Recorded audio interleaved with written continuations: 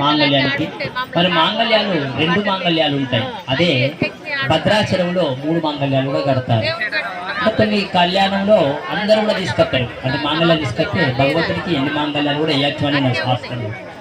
3 మాంగళ్యాలు అంటే ఒకటి రామదాసు కూడా తీసుకొచ్చిందని చెప్తారు అక్కడ. మరి 2 మాంగళ్యాలు ఎవరి అంటే ఒకటేమో తల్లి స్థానంలో కూడా వస్తుంది, తండ్రి అంటే కాదు అత్తగారి నుండి ఒకటి వస్తుంది, తల్లిగారి నుండి ఒక మాంగళ్యం. 2 మాంగళ్యాలు వస్తాయి ఎవరింటికైనా కూడా. అంటే ఒకటి అబ్బాయి తరఫున ఒక అమ్మాయి తరఫున 2 మాంగళ్యాలు కూడా చూసుకున్నా.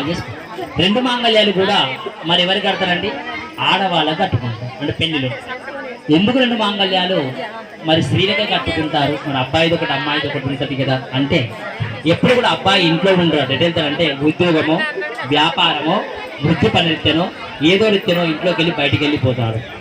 మన ఇంటికి ఎవరైనా అతిథులు వచ్చిందనుకోండి, అంటే చుట్టాలు కానీ బంధువులు కానీ శ్రేయోభిలాషులు కానీ మిత్రులు కానీ వచ్చినప్పుడు అట ఇంట్లో అతిథి మర్యాదలు ఎవరు చేయాలంటే ఆడవాళ్ళు. నిజంగా సంసారం